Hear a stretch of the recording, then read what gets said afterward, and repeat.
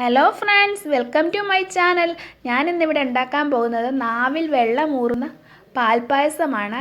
നല്ല ടേസ്റ്റി ആയിട്ടുള്ള സൂപ്പറായിട്ടുള്ള അടിപൊളി ഒരു പായസമാണ് ഉണ്ടാക്കാൻ പോകുന്നത്.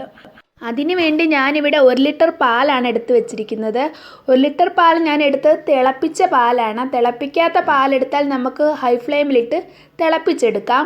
ഞാനിപ്പം തിളപ്പിച്ച പാലായതിനാൽ ലോ ഫ്ലെയിമിലാണ് ഇട്ടിരിക്കുന്നത്. ലോ ഫ്ലെയിമിലിട്ടിട്ട് 1 സ്പൂൺ പഞ്ചസാര ചേർത്ത് കൊടുക്കുന്നുണ്ട്. ഇടയ്ക്കിടയ്ക്കാണ് ഞാൻ പഞ്ചസാര ഇതിനകത്ത് ആഡ് ചെയ്യുന്നത്, കാരണം അപ്പോൾ പാലുമായിട്ട് നല്ല അലുത്ത് പഞ്ചസാര വരെയും ചെയ്യും. ലോ ഫ്ലെയിമിലിടുമ്പം പാൽ നല്ല കുറുകി നല്ല പറ്റി വരും. അങ്ങനെയാണ് ഞാനിവിടെ ഉണ്ടാക്കുന്നത്. അടിക്ക് പിടിക്കാതിരിക്കാൻ വേണ്ടി നമ്മൾ ഇടയ്ക്ക് ഇളക്കി കൊടുത്തുകൊണ്ടേ ഇരിക്കണം. ലോ ഫ്ലെയിമിൽ വേണം ഇടാൻ. അത് ലോ ഫ്ലെയിമിൽ കിടന്ന് വേണം തിളച്ച് പറ്റാൻ.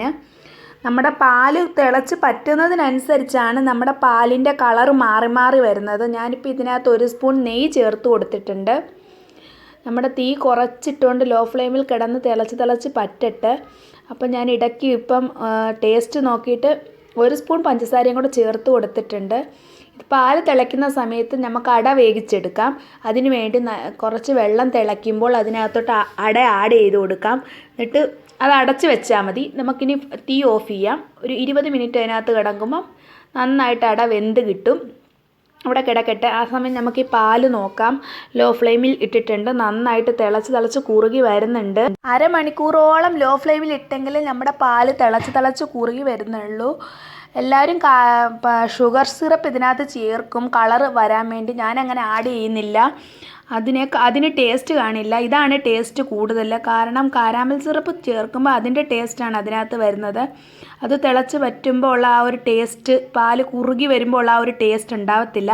എൻ്റെ പാലിപ്പോൾ കണ്ടോ, കളർ ചേഞ്ചായി വരുന്നുണ്ട്. പാല് തിളച്ച് കുറുകി പറ്റുന്നുണ്ട്. അപ്പോൾ കളർ ചേഞ്ചായിട്ട് വരുന്നുണ്ട്. അപ്പോഴത്തേനും നമ്മുടെ അട വെന്തോന്ന് നമുക്ക് നോക്കാം. അട വെന്തെങ്കിൽ ഇതിനകത്തോട്ട് നമുക്ക് ആഡ് ചെയ്ത് കൊടുക്കാം. നമ്മുടെ അട വെന്തിട്ടുണ്ട്. നമുക്കിനി ഇത് ഒന്ന് അരിപ്പയിലിട്ട് അരിച്ച് കഴുകി എടുത്തുകൊണ്ട് വരാം. കാരണം ഇതിനകത്തൊരു പശ പോലെ കാണും. അതൊക്കെ കഴുകി വാഷ് ചെയ്തെടുത്തെങ്കിൽ നല്ല വൃത്തിയായിട്ട് വരത്തുള്ളൂ. ഇപ്പം ഞാൻ വൃത്തിയായിട്ട് എടുത്ത് കൊണ്ടുവന്നിട്ടുണ്ട്. അത് ഇതിൻ്റെ കൂടെ ആഡ് ചെയ്യുന്നുണ്ട്. ഒരു 10-15 മിനിറ്റ് കൂടെ നമുക്ക് ഇതിനകത്ത് ലോ ഫ്ലെയിമിലിട്ട് തിളപ്പിച്ചെടുക്കാം. കളർ നല്ല ചേഞ്ചായിട്ട് വന്നിട്ടുണ്ട്. നിങ്ങൾക്ക് കാണാൻ പറ്റുമോ എന്ന് എനിക്കറിയില്ല.